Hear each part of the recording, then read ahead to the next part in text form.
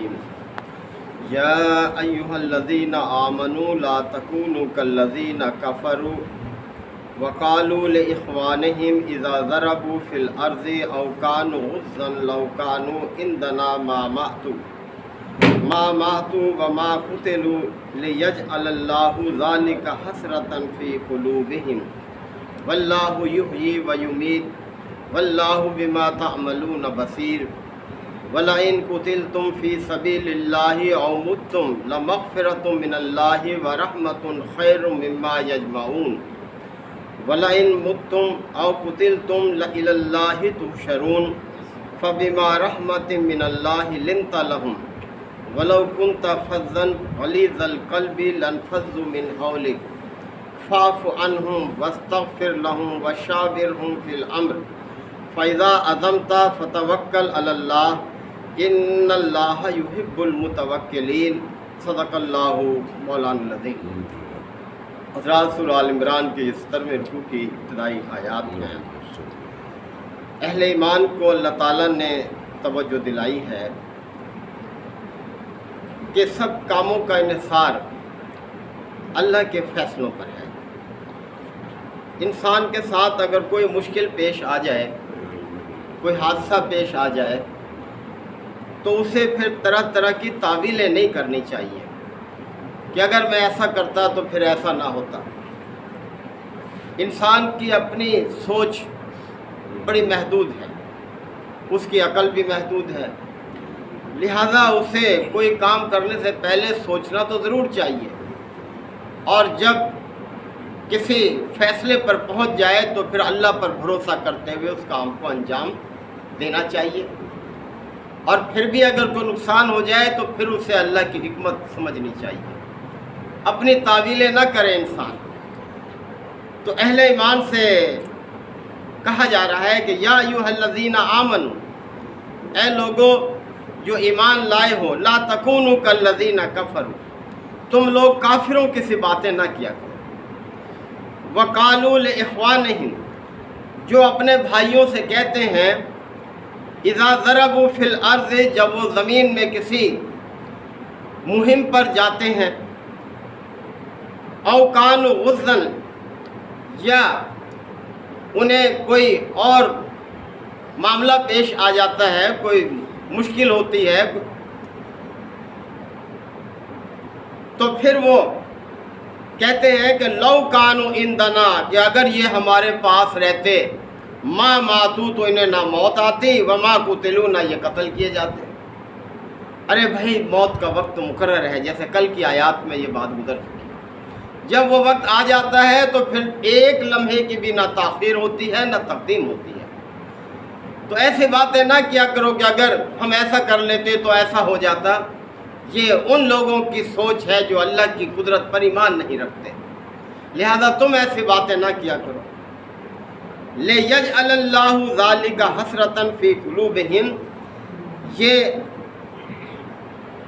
ایسا اس لیے ہوتا ہے تاکہ اللہ تعالیٰ ان کے دلوں میں ان کی جو حسرت ہے وہی ان پر غالب رہے، یعنی اپنی حسرتوں پر پھر یہ پچھتاتے ہیں، پھر یہ اس طرح کی باتیں کرتے ہیں۔ واللہ یحیی و یمیت، جبکہ زندگی موت سب اللہ ہی کے اختیار میں ہے، اللہ ہی زندگی دینے والا، وہی موت دینے والا۔ واللہ بما تعملون بصیر، اور جو کچھ تم کر رہے ہو سب اللہ کی نگاہ میں ہے، سب اللہ دیکھ رہا ہے۔ وَلَئِن قُتِلْتُمْ فِي سَبِيلِ اللَّهِ، اور اگر تم اللہ کی راہ میں قتل کیے جاؤ، مارے جاؤ تم اللہ کی راہ میں، تو کیا ہے؟ لَمَغْفِرَةٌ مِّنَ اللَّهِ وَرَحْمَةٌ، تو اللہ کی طرف سے جو مغفرت اور رحمت تمہارے حصے میں آئے گی، خیر مما یجمعون، وہ سب سے بہتر ہے جو تم جمع کر رہے ہو۔ یعنی اللہ کی راہ میں اگر تمہاری یہ جان جاتی ہے تو یہ اسی کی تو امانت ہے، اسی کی دی ہوئی ہے، تو پھر اس کے بدلے میں جو کچھ تمہیں ملے گا وہ کیا ہے؟ اللہ کی طرف سے مغفرت اور رحمت، اور یہ اس سب سے بہتر ہے جو کچھ انسان اس دنیا میں جمع کرتا ہے۔ وَلَئِن مُتُّمْ، اور اگر تمہیں موت آ جاتی ہے اللہ کے راستے میں، اور قتل تم یا تمہیں قتل کر دیا جاتا ہے، یعنی طبی موت آ جائے یا تمہیں قتل کر دیا جائے۔ دیکھیں یہ وہ دور تھا، یعنی تیسرا سال تھا ہجرت کا، ایک مسلسل جہاد کا دور جو ہے وہ شروع ہو چکا تھا، ایک کے بعد دوسری، دوسری کے بعد تیسری، یہ جنگ جو ہے وہ ہو رہی تھی کفار کے ساتھ۔ تو توجہ دلائی جا رہی ہے کہ اگر تمہیں اللہ کے راستے میں موت آ جائے یا قتل کر دیا جائے، لَإِلَى اللَّهِ تُحْشَرُونَ، تو پلٹنا تو تمہیں اللہ ہی کی طرف ہے، ہمیشہ تو نہیں رہنا اس دنیا میں، اللہ ہی کی طرف پلٹنا ہے۔ تو اس سے اچھا پلٹنا کیا ہوگا کہ تم اس کی یہ امانت اس کے سپرد کرو اس حال میں کہ اس کے راستے میں اس کو تم جو ہے قربان کر دو، اس سے بڑی کیا چیز ہے۔ فَبِمَا رَحْمَةٍ مِّنَ اللَّهِ، اور یہ اللہ کی طرف سے رحمت ہے، لِنْتَ لَهُمْ، کہ نبی صلی اللہ علیہ وسلم آپ ان کے لیے نرم خوں ہیں۔ نبی کریم صلی اللہ علیہ وسلم بہت نرم دل تھے، آپ کو لوگوں کی باتوں پر بہت ترس آتا تھا، اگر کوئی معذرت کرتا کسی مہم پر جانے کے لیے تو آپ اس کی بات قبول کر لیتے تھے، اس کو اجازت دیتے تھے، یعنی زبردستی نہیں کرتے تھے۔ تو آپ صلی اللہ علیہ وسلم بہت نرم دل تھے، نرم خوں تھے۔ تو اللہ تعالیٰ فرما رہے ہیں فَبِمَا رَحْمَةٍ مِّنَ اللَّهِ لِنْتَ لَهُمْ، اور یہ سب اللہ کی طرف سے رحمت ہے کہ اے نبی صلی اللہ علیہ وسلم آپ نرم مزاج ہیں، نرم خوں ہیں۔ وَلَوْ كُنْتَ فَظًّا، اگر آپ تند خو ہوتے، سخت طبیعت کے ہوتے، غلیظ القلب، سخت دل ہوتے اگر آپ، لَنْفَضُّوا مِنْ حَوْلِكَ، تو یہ لوگ آپ کے گر سے چھٹ جاتے، اس طرح نہ آتے جیسے پروانے جیسے شمع کی طرف آتے ہیں۔ تو آپ کو اللہ تعالیٰ نے نرم دل بنایا، یہی ہمارے لیے بھی نصیحت ہے، ہمیں بھی نرم خو ہونا چاہیے، سخت گیر نہیں ہونا چاہیے، اپنے گھر والوں کے لیے، اپنے ہمسایوں کے لیے، اپنے رشتہ داروں کے لیے اور دوسرے لوگوں کے لیے معاملہ نرمی کے ساتھ ہم کریں۔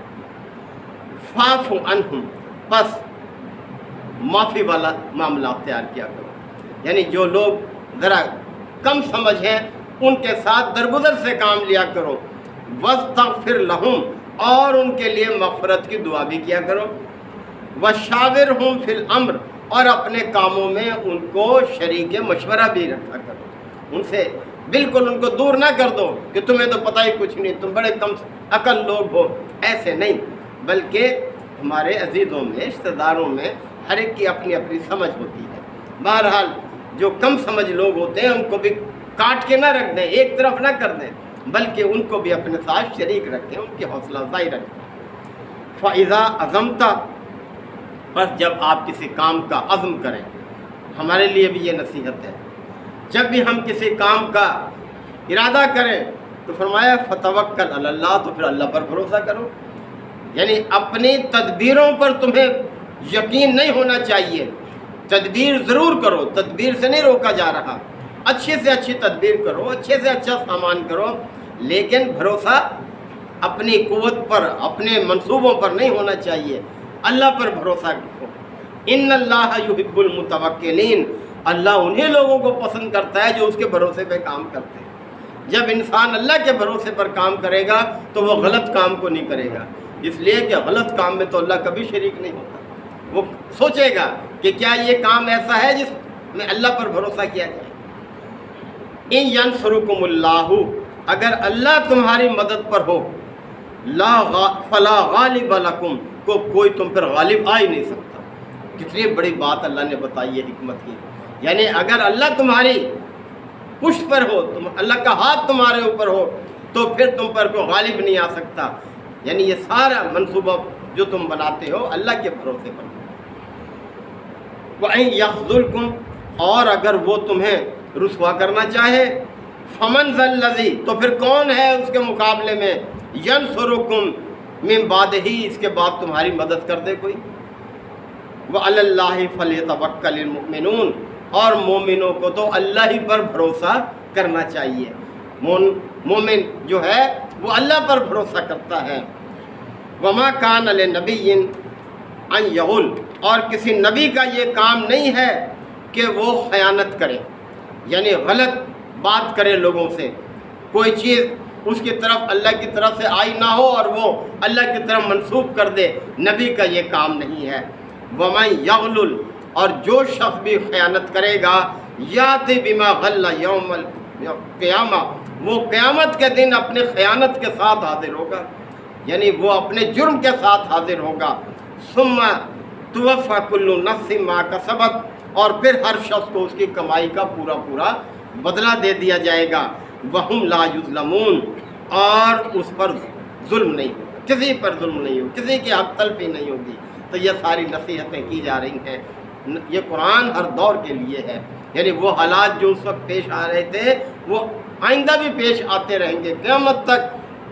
جیسے فرمایا گیا نا کہ الجہاد ماضٍ الی یوم القیامہ، جہاد تو قیامت تک جاری رہے گا، مشکلات ہمیشہ آتی رہیں گی، لیکن اللہ کے بھروسے پر کام کرو، اپنے رویے کو درست رکھو، نرم خو رہو، لوگوں کے ساتھ درگزر کا معاملہ رکھو۔ یہ ساری حکمت کی باتیں ہیں جو اللہ تعالیٰ نے یہاں بیان فرمائی ہیں۔ اللہ تعالیٰ ان سب باتوں کو کرنے کی توفیق عطا فرمائے۔ وآخر دعوانا الحمد للہ وکفیٰ وسلام علی عبادہ الذین اصطفیٰ۔ ربنا آتنا فی الدنیا حسنہ وفی الآخرۃ حسنہ وقنا عذاب النار وادخلنا الجنۃ مع الابرار یا عزیز یا غفار یا رب العالمین۔ اللہم انک عفو کریم تحب العفو فاعف عنا۔ اللہم من احییتہ منا فاحیہ علی الاسلام ومن توفیتہ منا فتوفہ علی الایمان۔ یا شافی الامراض اشف مرضانا ومرضى المسلمین، یا قاضی الحاجات اقض حاجاتنا وحاجات المسلمین۔ اللہم اعز الاسلام والمسلمین۔ ربنا تقبل منا انک انت السمیع العلیم وتب علینا انک انت التواب الرحیم۔ صلی اللہ تعالی علی خیر خلقہ محمد وآلہ وصحبہ اجمعین۔